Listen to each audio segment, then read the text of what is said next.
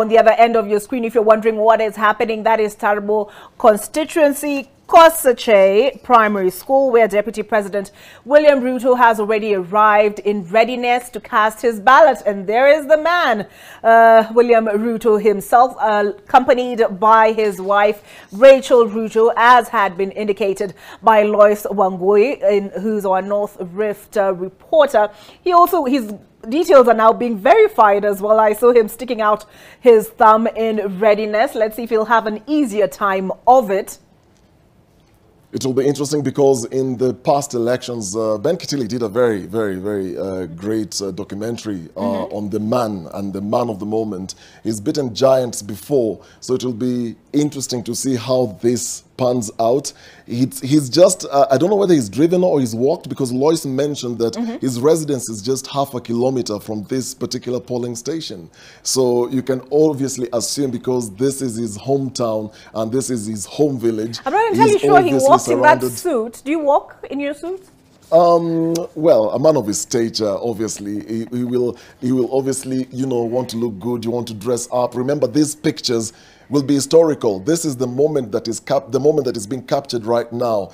This will be a headline someday. Looks like he's made it through the first voting hurdle. They've verified his thumbprint at least, and he moves on to the next stage. I imagine that would be crossing out his name on the physical register. Rachel Ruto has handed over her ID as well for verification. On this other end, we have Martha Karua just getting her details verified. I wonder why it's taken her so long. It's 7 minutes, actually. It's taken 7 minutes. That portion of the exercise. I don't know, perhaps it's a technical issue? Well, before we even got to this point, there was obviously the talk of, the using of 4G, 2G, the network issue, the whole ICT infrastructure, and whether all the parts of the country will be covered well. So, are they moving to another station, or I'm not entirely sure what's transpiring there? I haven't seen her mark a ballot or put it into a ballot box. Perhaps there's something they're sorting out there. Yeah, obviously this is a moment every journalist will want to cover. I was there taking the pictures. I was there reporting when, Martha Karua was casting a ballot. So there's a lot of commotion. You can see that every camera person wants to get the best picture, but she moved from the first official. We're not very clear or sure whether she's proceeded to the next official or whether they're still verifying a few things here and there. But on this other side of the screen, we see William Ruto smiling at the cameras, waving at perhaps talking to I don't know whether we can hear what he's saying.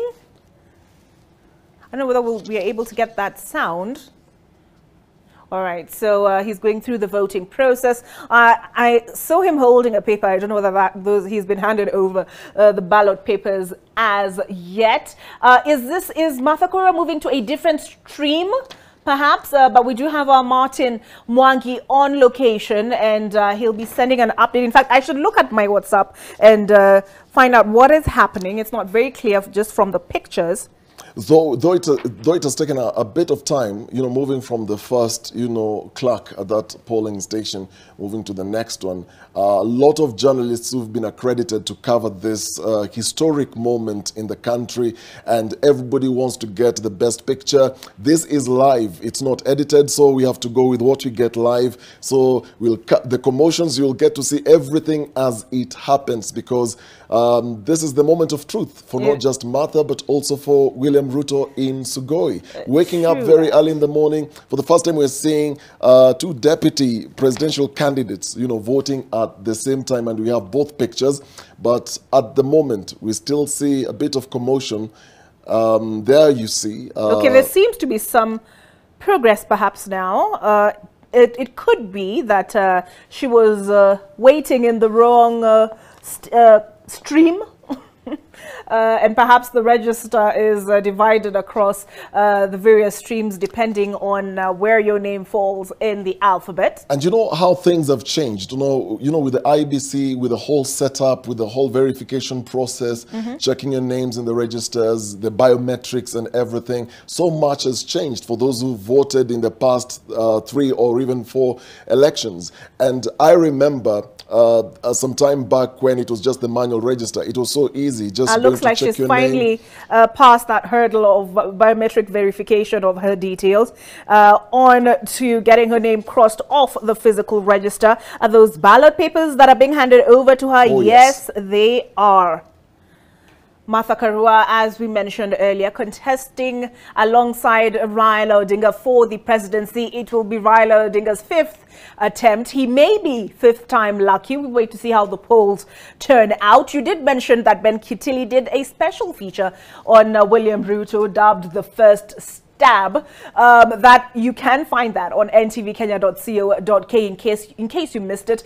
I saw Lois Wangoi provided a bit of a background on William Ruto, but Sheila Sendio prior to that had covered the two ladies, the two powerful women coming out of Kirinyaga County, being Martha Karua and Anwai Guru, when some thought she stood a chance to contest alongside William Ruto for the presidency. And she spoke to Martha Karua's mother. That is also available for your viewing on ntvkenya.co.ke. Dennis, famously, I did an interview with, I sat down for an interview with Martha Karua on the Katiba, and I asked her this Iron Lady tag, was it nature or nurture? And she informed me that she was not taught.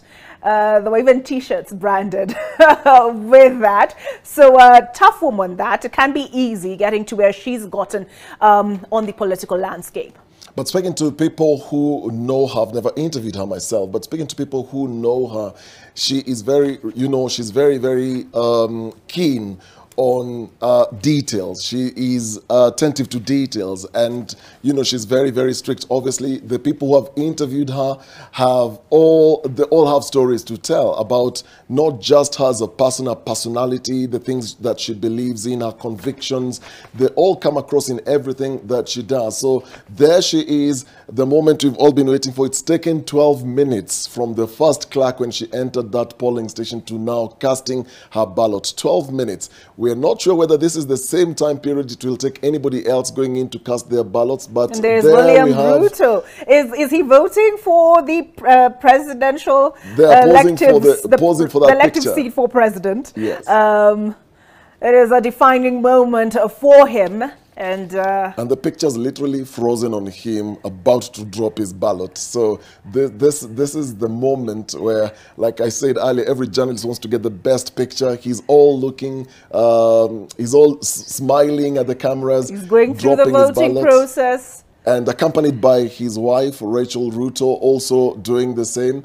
We believe when the polling stations opened, they were the first ones, at least, who've been allowed to cast their ballots. And then from that moment on, we'll start seeing other people streaming in, other officials, other politicians, other candidates coming in also to cast their ballots. And also looks like Martha Karua has all her papers and her ballots, and yes, she's also getting ready to do it. Her ballot as well. Like you said, it's a packed room. You will excuse the quality of the pictures. We'll have something much clearer posted online after this. But it's a squeeze, and everybody wants to get that picture, like you said.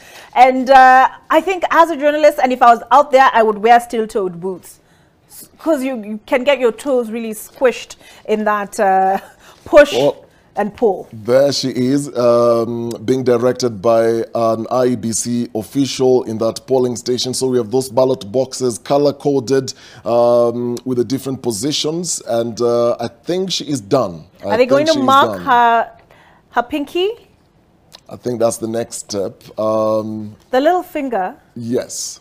Purple? It usually is, if I'm not mistaken. Yes, it is.